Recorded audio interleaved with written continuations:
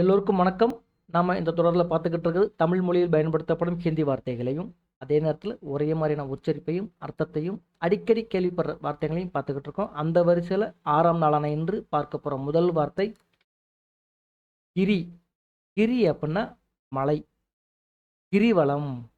மலையை சுற்றி வலம் வர்றதுனால கிரிவலம் அப்படிம்பாங்க. ஸோ கிரி அப்படின்னா மலை. நேத்ரா. நேத்ரா அப்படின்னா கண். நேத்ரா அப்படின்னா கண். இது முழுக்க முழுக்க ஹிந்தி வார்த்தை தான். அடுத்த வார்த்தையை பார்த்தோம்னா உங்களால் இந்த வார்த்தையை ஈஸியாக ஞாபகம் வச்சுக்க முடியும். சரிங்களா?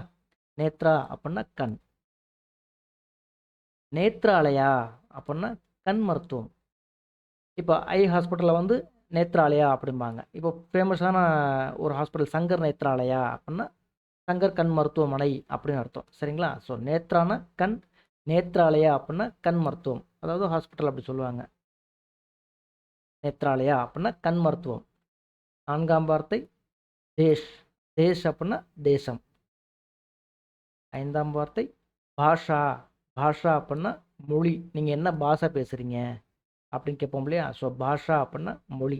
ஹிந்தியில் பாஷா, தமிழில் வந்து கலோக்கியில் பேசும்போது பாஷை அப்படிம்போம். சரிங்களா? இந்த மாதிரி மேலும் இன்ட்ரெஸ்டிங்கான வார்த்தைகளை நீங்கள் தெரிஞ்சுக்கணும் அப்படின்னு விரும்பிங்கன்னா மறக்காமல் என்னோடய சேனலை சப்ஸ்கிரைப் பண்ணுங்கள், ஃபாலோ பண்ணுங்கள். தேங்க்யூ.